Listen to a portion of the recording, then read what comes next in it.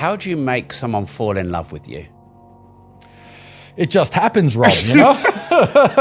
That's a very difficult question. I think I think it just happens. I don't know. I mean, lots of women have professed their love to me in the past. I have women who are obsessed with me. I have women who follow me around, famously. In Bucharest, I've got 2 women who show up everywhere I go. They walk around town looking for me and try to, like, get past my security guards to pass me love letters and stuff. So I don't know. I think that I'm not going to give the cliche of, you know, you're perfect for somebody and somebody will fall in love. One day you'll find your true love. Because most men out there need to understand that they're not even on the radar for most women. Right. The way that the world has changed.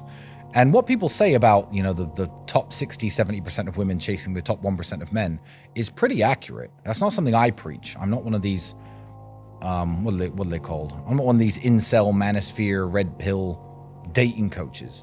But that certainly is quite true in the world. And most men aren't on anyone's radar. But if you are strong and fit enough and, you know, charming enough and wealthy enough, if your lifestyle looks fun enough, if you have something that makes women aspire to be by your side, you know, women throw themselves at you. And so you do know? Well, I guess I do. Yeah. I remember being 17, 18, 19, and I always had a smoking hot girlfriend because I was a kickboxer. That was something. Today, that doesn't matter because all of these same girls, so let's say when I was 18, I had an 18-year-old girlfriend. That same girl today in 2025 who's 18 is getting hit up by sheikhs, footballers, dudes in Monaco with boats. So her options are insane. And this is the struggle that the young man today has to deal with. When I was 18, women are looking for someone in their town today. Oh, Tristan has a motorcycle and he's a kickboxer. That was good enough. In Luton, there's not massive competition. No, there wasn't. Luton is, I wasn't a drug addict. That put me in the top 20% right there. So, yeah, I don't know how to make, you know, women fall in love with you. But I would say some of the strongest love that I have in the world doesn't come from women. It comes from friends because love is not just a sexual thing, and love isn't just a feeling between men and women that gets our stomachs feeling all funny so we can walk around holding hands. Obviously, my case is ridiculous, but at one point they arrested a guy who works for me, and they arrested my nutritionist, and they arrested him and put him in jail, and they said, sign this piece of paper saying you're money laundering for the Tates. He goes, what do you mean money laundering? He goes, he bought you this Ferrari. We know that he didn't really buy you a Ferrari. No one buys anyone Ferraris. That he's just trying to hold assets in your name and it's money laundering. And you're looking at 5 years for money laundering. So confess that the Tates are money laundering, sign this statement, and walk out the door. And both of those men said, no thanks, I'd rather go to prison. And they went to jail.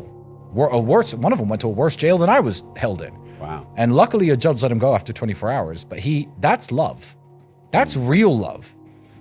All the guys out there who think their wife loves them, I would challenge them to say that not all of them, 80%, 85% of the married men out there, you put your wife, who you think loves you with all of her heart, in the same position that you put my guys Alex and Alex in, and the wife would be like, okay, well, I'll sign the paper and just let me go.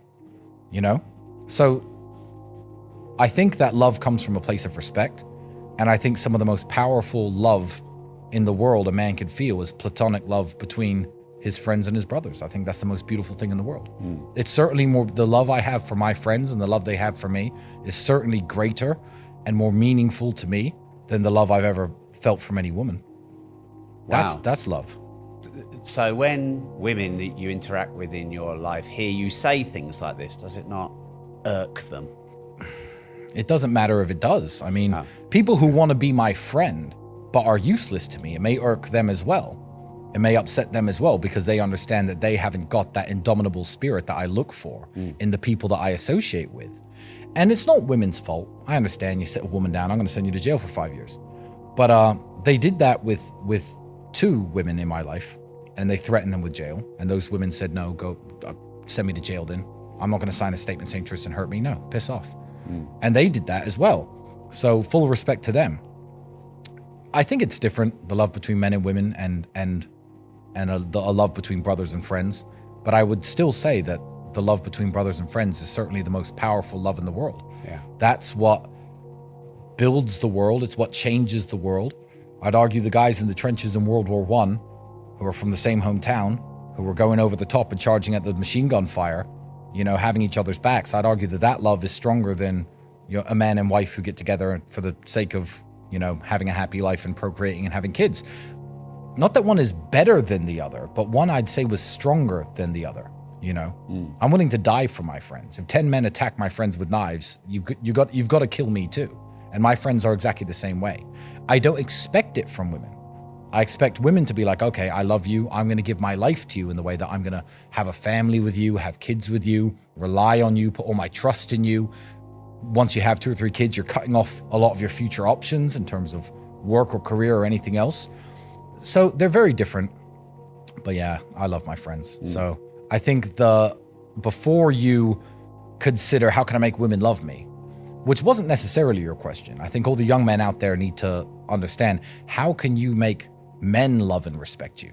How can you make your friends love and respect you? Because there's nothing a woman likes more than a man who's respected by other men.